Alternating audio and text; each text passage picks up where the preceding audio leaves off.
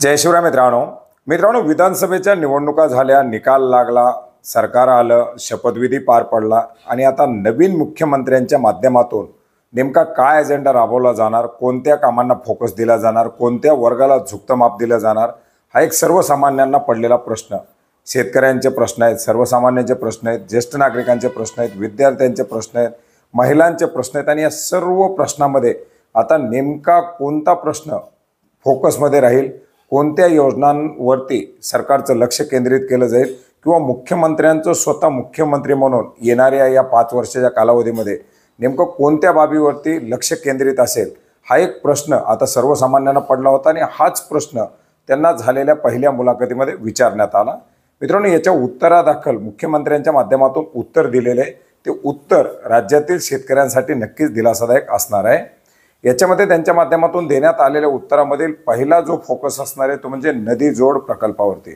मित्रांनो, गेल्या शासनाच्या कालावधीमध्ये किंवा ते मुख्यमंत्री असताना पहिल्या टर्ममध्ये सुद्धा जलयुक्त शिवार असेल किंवा नदी जोड प्रकल्पाची बरीच कामं असतील, मराठवाडा वॉटर ग्रीड असेल, टेंबू प्रकल्प असेल किंवा इतर साऱ्या प्रकल्पांसाठी निधी देणं असेल किंवा त्या प्रकल्पाची अंमलबजावणी करण्यासाठी मंजुरी देणं असेल, अशी बरीच सारी कामं पार पाडण्यात आलेली होती.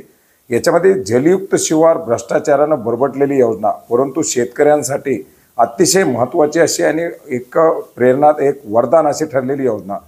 मित्रांनो, या सरकारच्या टर्ममध्ये सुद्धा नदी जोड प्रकल्पांना ज्या मंजुऱ्या देण्यात आलेल्या आहेत, हे प्रकल्प प्रभावीपणे राबवणं हे एक आपला फोकस असेल असं त्यांच्या माध्यमातून सांगण्यात आलेलं आहे.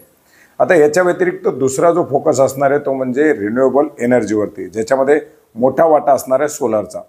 कारण जे काही एकत्रितपणे वीज निर्मिती आहे, आपण पाहिलेलं आहे की महाराष्ट्राची गत ही अतिशय खराब आहे विजेच्या बाबतीमध्ये.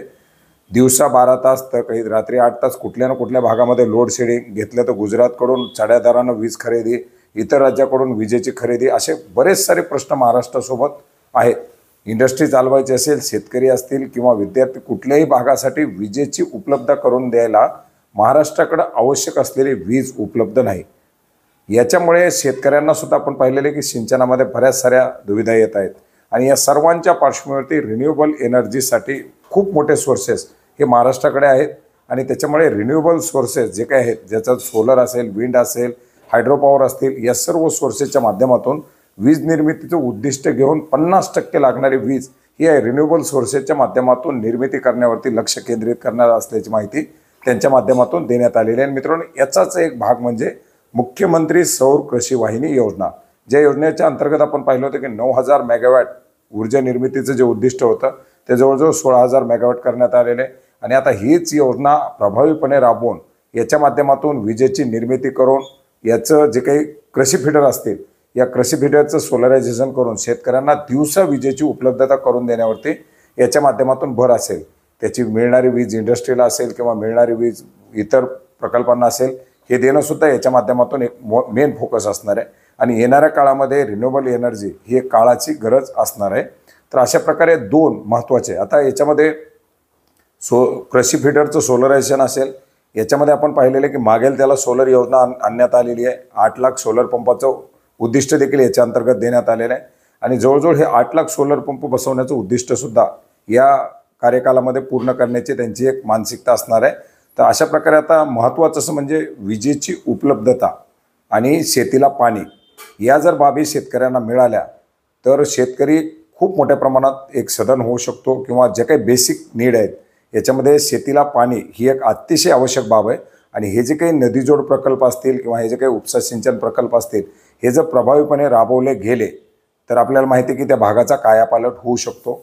पाण्याबरोबरच वीज जर उपलब्ध झाली तर त्याचा देखील फायदा नक्कीच शेतकऱ्यांना होऊ शकतो. त्यामुळे 2 मेन जे काही फोकस मुख्यमंत्र्यांच्या माध्यमातून या पुढील कार्यकालासाठी सांगण्यात आलेले आहेत, हे दोन्ही शेतकऱ्यांसाठी अतिशय गरजेचे आणि शेतकऱ्यांच्या दृष्टीनं अतिशय हिताचे असतील. फक्त आता त्याची व्यापकपणे अंमलबजावणी केली जावी हीच या ठिकाणी अपेक्षा आहे. याच्या व्यतिरिक्त सुद्धा प्रश्न आहेत, महिलांचे प्रश्न आहेत, लाडकी बहीण असेल किंवा इतर योजना असतील, मुलींचं मोफतचं शिक्षण असेल, बेरोजगारांना नोकऱ्या असतील, शेतकऱ्यांची कर्जमाफी असेल, शेतमालाला हमीभाव असतील, हे जे काही येणारे भेडसावणारे प्रश्न आहेत ते तर वेळोवेळी सोडवले जातील. परंतु दीर्घकालीन उपाययोजना ज्या आहेत त्या दीर्घकालीन उपाययोजनामध्ये या 2 महत्त्वाच्या अशा उपाययोजनावरती त्यांचा फोकस असणार आहे असं त्यांनी सांगितलेलं आहे. आणि तो फोकस कायम राहावा आणि या फोकस जर कायम राहिला तर नक्की हा एक महाराष्ट्रासाठी किंवा महाराष्ट्रातील शेतकऱ्यांसाठी दिलासा असू शकतो. धन्यवाद.